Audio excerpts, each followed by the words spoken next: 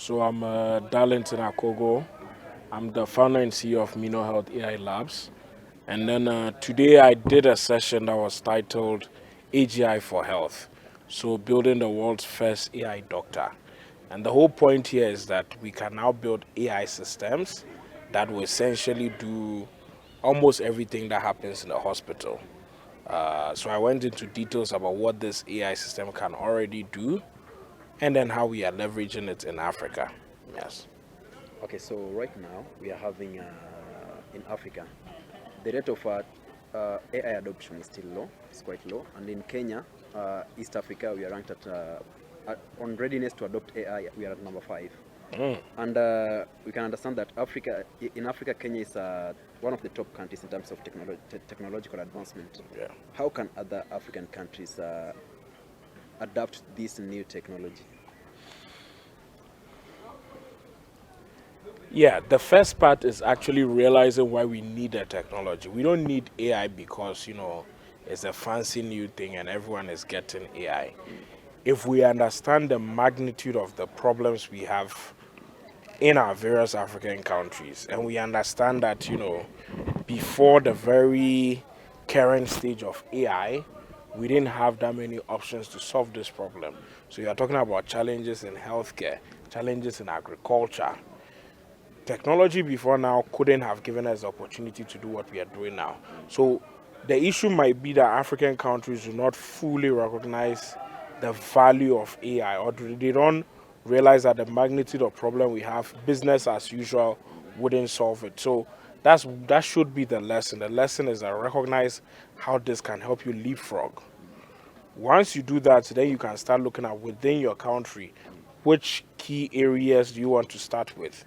Because we don't have infinite resources. We can't, do this in every sector in every country. You can pick your priority areas. For most of us, I think is healthcare, agriculture, energy, education. Those are usually the ones that come up. So start looking at how you can leverage AI systems. You have to be very deliberate and strategic about it.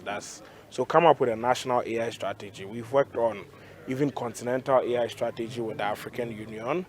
So if you're deliberate about it, you can do it. But if you just leave it to chance and you don't care, then business will stay the same. Yeah. So in respect to AGI for health, so far from the results, what positives have you worked out, or have you generated that you can say, right here we have this positive and here we need to improve in order to increase the adoption rate in the African region? Yeah. So, we've seen the AI system do a really, really good job, especially in radiology. And then we've worked with facilities in radiology. We are actually forming one partnership with the top 5 largest facilities in Africa. And even outside of Africa, we're also putting together another partnership with one facility that has been working across healthcare in North America for 20 years. They have 6 billion medical records, and they want us to take all that data and feed it to the AI system and then take it back and help people with cancer, especially when you're looking at, African Americans or people of African descent. So, yeah, there's a lot of value, there's a lot of benefit. We've seen a lot of adoption. But of course, again, it's in healthcare. For us to even roll this out in certain countries, we have to look at what are the health regulations, who do we need to submit this to, what approval do we need to get. So those processes can be a bit tough, and in certain countries, when you get there, it goes back to the point. The goal is not that they really want to solve problems, it's just they want to maneuver around. How can I use this to score political points? That's the tough part about working in technology. You might be doing it because you want to help, but sometimes people are leveraging it to score political points. But of course, you still need to be diplomatic. To be diplomatic, you probably don't have to say what I just said. But yes, at the end of the day, we cannot do it alone, right? Yeah.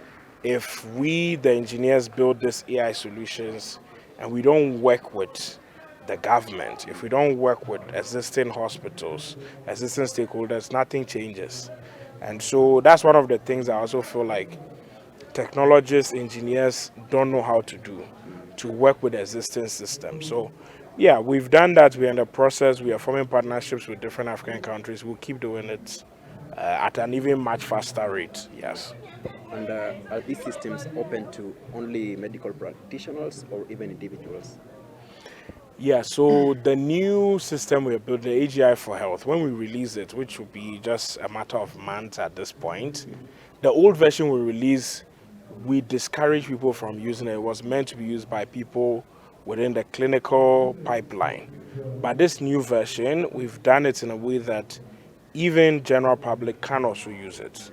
So let's say, you looked at some medical report and you saw certain things you didn't understand, you can ask it.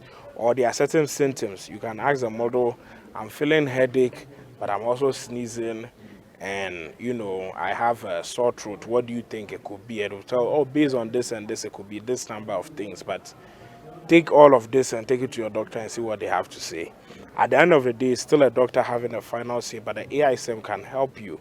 It can advise. It could give you medical guidelines. It could explain healthcare to you. Yes. And in respect to the general public, in the medical field, there's an aspect of counseling when it comes to diagnosis of some diseases or some symptoms. In these systems that you are yet to launch, you have said they're open to the public to some extent. How have you taken care of the aspect of counseling? Because sometimes I can check my symptoms, and then I find that it's my worst fear that is coming out related. Yes. How have you taken care of that aspect? Yeah, so there's this thing called, I think it's called medical school syndrome, which is that when you read the symptoms that are associated with a condition, you become convinced you have it. You can read certain things about cancer and you're like, I have cancer. Probably you don't. So yes, you don't want AI systems to scare you off. The way we get around that is actually we feed the medical AI system a lot of medical knowledge. So that, again, if you tell it I'm having headache, sore throat, feverish, and all of that, if you wanted to scare you off, it could say it's COVID-19, but it could also just be the common cold. Now, an AI system that is properly educated, well knowledge, will give you all those options. It will tell you, well, that could be symptom of the flu, common cold, it could be COVID, it could be a number of things. But based on a number of factors, it's more than likely just cold. So those are some things that we are looking at. But at the end of the day, it's also saying that the AI system should not give you the final decision. So whatever the AI system tells you, you don't run off with it and say, the AI system told me I have COVID and it's the end for me. No, take the result to a medical doctor. Sometimes you see, so they call this differential diagnosis. Even for medical doctors, the human brain, they went to medical school, they remember all the knowledge and everything, but there are certain rare conditions that you would usually forget because you don't meet those things a lot. The AI system can retain all of that. So even if you go to a medical doctor and you're like, these are the different possible conditions that the AI system came up with. You check for common cold and it's not common cold. Do you think maybe any of these other options are applicable? It could, be a ginger or at least some sort of spark for the medical doctor to then say that I did not think about this and let's exploit and see. And then you do additional tests to confirm. So yes, once you put it within the existing clinical pipeline, it will be fine. You just don't make sure that the AI system doesn't have the final say. Yeah. Sure. And lastly, maybe you can comment about what can I say customer base or regions are you targeting with this new system? Is it worldwide or Africa, or which regions do you target? Yeah, I mean, it's essentially worldwide. So when we release our older version of our system, we essentially got sign-ups from over 50 countries around the world, from almost all the continents except Antarctica. So, we got all of this, and even the current version we are coming to release is much, much more powerful than that. So we expect we'll get like maybe from twice as many countries. And like I was saying, we already have partnerships we are forming across Africa, America, even Brazil and stuff like that. We have cancer centers in Brazil that have reached out to us about using our AI system to help with, breast cancer screening and stuff like that. So it's essentially the world. But our African origin is of utmost importance to us. At the end of the day, these systems have to save lives in Africa. If we can, do that and we go somewhere else and we are saving lives in other parts, then we've never achieved our goal. So we are global facing, but we are still heavily focused on making sure that we push the healthcare system in Africa much, much further. Yes. Thank you. Thank you too. Speaking about AI in health, Yeah. how will this help persons with disabilities? Will it help the persons with disabilities in a way? That's a good question. It could help. Well, it depends on if, on one hand, have they always had disabilities? Are they living with it? Or do they have to go through some form of like physical therapy? So if they are going to physical therapy, it could definitely help them. It could help in the counseling way that we talked about earlier. So maybe you could come up with some exercises to help to relieve pain, which is another bit to look at. But then if it's someone who, unfortunately they were born a certain way and then, they've been living with it, we don't really touch so much on, let's say, psychotherapy. Even though some bit of psychotherapy data has entered the AI system, but potentially, yes, you could have an AI system that could offer psychotherapy. So it might be helping people better socially live with being differently abled. That's something that is possible. If we don't do it, someone else will do it. So yeah, that's definitely something you can. And actually, from what is, emerging, people feel more comfortable talking to AI systems about things that, really, really bother them than other human beings, right? Because, on some level, the AI system is not going to tell anyone. It's keeping it there. And people always assume that AI systems they cannot be social, emotional, and stuff like that. But sometimes they know exactly what to say to make that person just feel much, much better.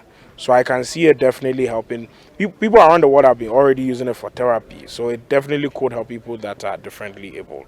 Yes. So we've had cases where parents narrate that they discovered their kids were able to differentiate at an older age, even after visiting maybe the hospital when the kid was diagnosed.